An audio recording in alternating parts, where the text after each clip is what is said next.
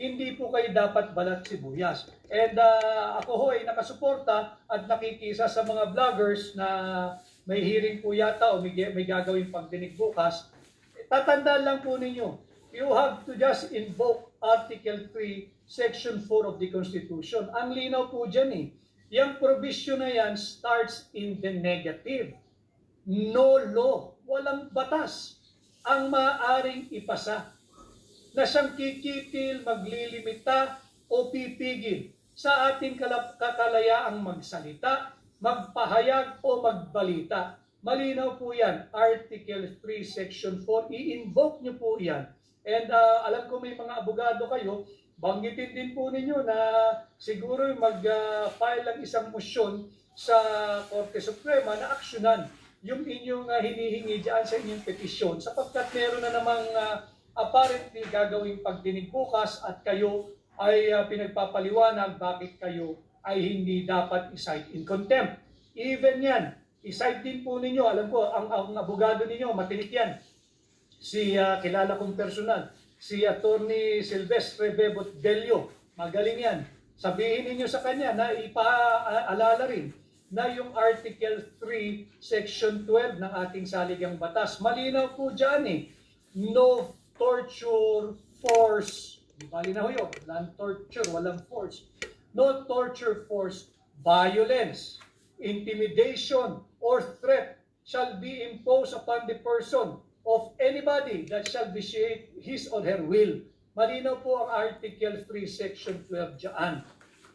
Si one politician, Attorney Vic, sabi ni kung ito daw po ay invitation, pero bakit po kailangan mag-show cause or kung hindi naka-attend or hindi nila nagustuhan ng rason na absent yung inimbita nila. Kaya nga po, ipaliwanag lang ninyo. Pwede namang sulat siya that there is a pending petition before the Supreme Court.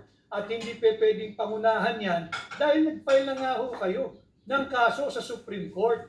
Humihiling na kayo ng remedyo sa Korte Suprema. Dapat yan ay respetuhin din ng judiciary, ng legislative department. At paalala nyo rin ho sa kanila, yung Article 3, Section 12, that there shall be no force or threat or violence, intimidation or threat na pwede pong no torture, force, violence, intimidation or threat. Bawal po iyan. Yung violence, malinaw po yan. Yung violence, so hindi lang physical violence. Nandiyan po yung psychological violence, emotional violence. Hindi ba? Nandiyan yan eh.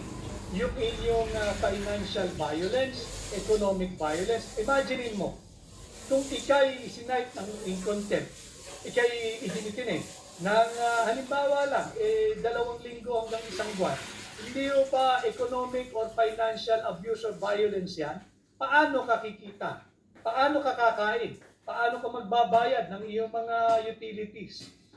So, ang malinaw sa ating saligang batas, i-invoke niyo po iyan.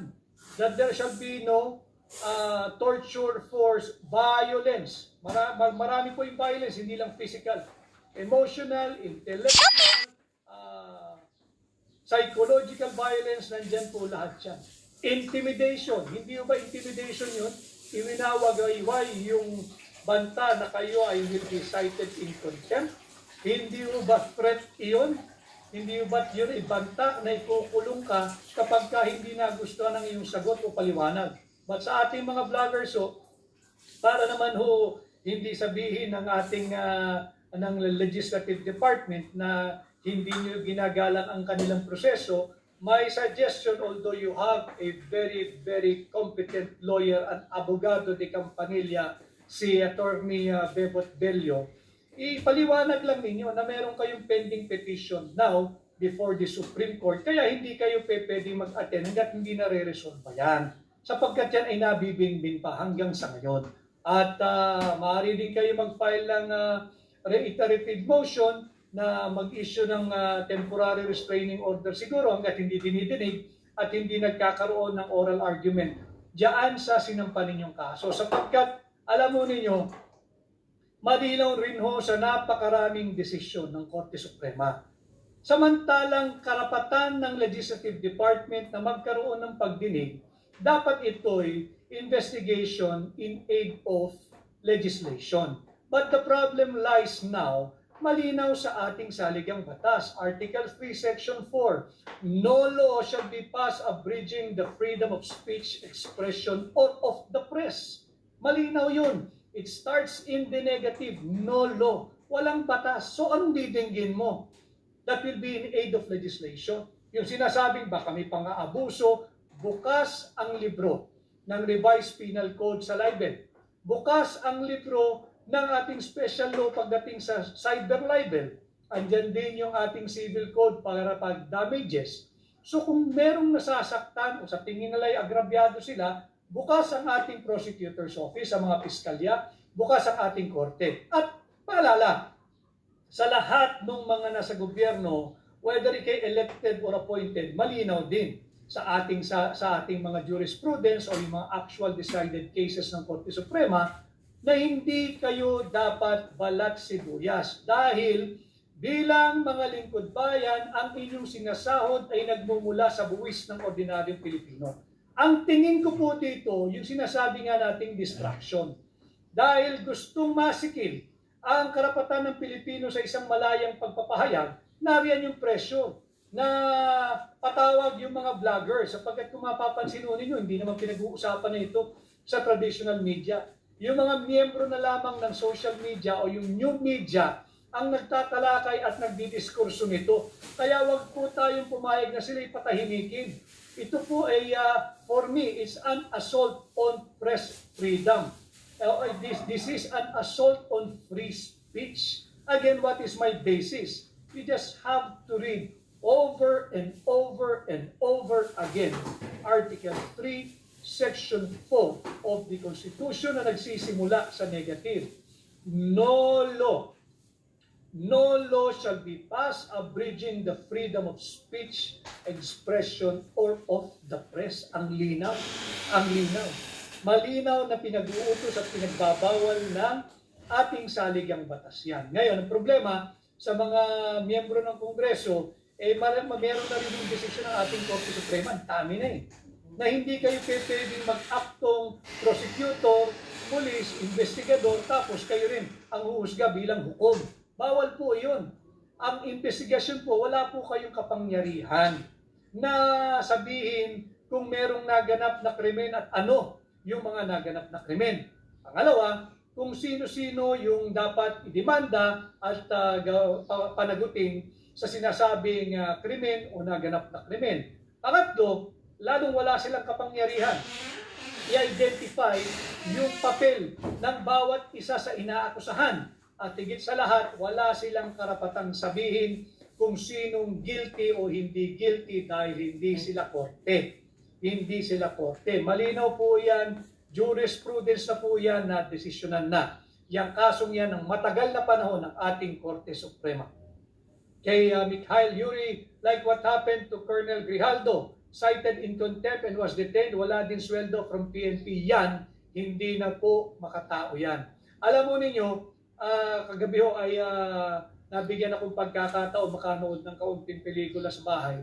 Ang napanood ko yung Lion King. Maganda po yun. Panoorin po nyo yun.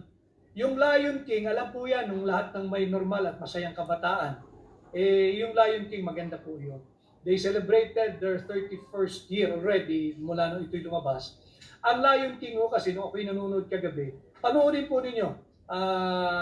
Ang Lion King po ay istorya ng punong-puno ng humanity.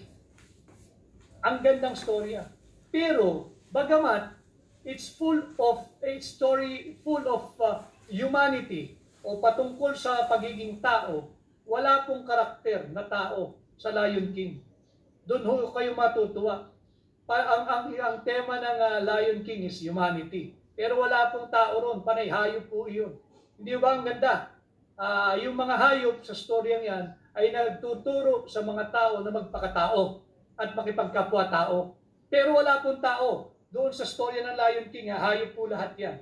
So dito, makikita natin, maraming matututunan tayo na tinuturuan tayo ng mga hayop, ng mga animal na maging tao at magpakatao at magkaroon ng pakikipagkapwa-tao. Kay Mila Makalanda, good day po, Attorney Vic. I pray na manalo po kayo from Tel Aviv, Israel. Maraming salamat. Kay Lorena Tornea, paano po yan kung ubos na ang 2025 budget? Paano po ito habulin ng Supreme Court? Pag yan po ay nangyari, bago matuldukan ang illegal, immoral, criminal, unconstitutional 2025 budget, yun nga po yung sinasabi ko, magiging paper victory lang sa ating mga Pilipino. Kaya mag-ingay po tayo kagaya ng ginagawa mo, Lorena. Pag-usapan natin ito para magkaroon ng magandang public pressure. Hindi lamang sa ating korte, kundi sa lahat, sa decision maker, sa mga negosyante, nakalampagin natin ang gobyernong ito, ang judiciary na umaksyon at aksyonan agad sapagkat hindi po biro ito. We're talking about the unconstitutionality of the 2025 budget. So, nandyan po tayo na pag-usapan natin yung distraction at yung deception. Meron pong nagbato sa akin ng tanong kanina o nung isang araw doon po sa dito pala, pwede kayong magmensahe po ha. Kung meron kayong mensahe po sa akin, pwede po rito. Pakita ko lamang ho. Nasasagot naman natin yung inyong po mga mensahe. May nagtanong po, dahil daw po ang nagaganap ngayon sa Bureau of Customs, ang singilan daw po, yung tinatawag na benchmarking. Ang tinatanong nung nagtanong, siguro baka importer ito o exporter, valid or legal daw po ba yung benchmarking? Hindi po legal. Bawal po yung benchmarking. Dapat po iyan ang paniningil ng buwis diyan sa Bureau of Customs. Ang paniningil ng tax should be based on the transaction value. Hindi po benchmarking. Yung benchmarking, ginagamit lang po yun bilang tool ng pag-risk assessment o risk analysis. Ginagamit lang po yan bilang sa pag-aaral nila, pag-a-analyze sila, panunukat. Pero para po sa buwis, dapat po ang inyong binabayaran at ang dapat pong sinisingil ng Bureau of Customs ay base sa transaction value, hindi sa benchmarking. Bawal po iyan. But of course, it's all up to you kung gusto ninyong kasuhan yung mga tiwali dyan sa Bureau of Customs. Ito nga ho yung pinag-uusapan natin eh. Hindi ba nung isang araw nagbida-bida ang customs, may nahuli daw na nagagarang kotse. Ang dami nun eh. Alam mo ninyo nung panahon ni Pangulong Duterte, yung mga nahuling smuggled na kotse, pinadaanan niya ng pison. Sinira, winasak. Bakit ito hindi ninyo magawang padaanan ng pison? Sapagkat pakitang tao lang yan, wag ho kayo magpapabudol. Another basis sa sinasabi nating deception. Linoloko po tayo, binubudol tayo, nahuli daw. O nahuli, illegal. Pasagasaan mo sa pison. Ipakita mo that you mean business. Pasagasaan mo. Total smuggle dyan, wala namang kinita gobyerno dyan eh. Ang next na pampubudol nila, sasabihin nila,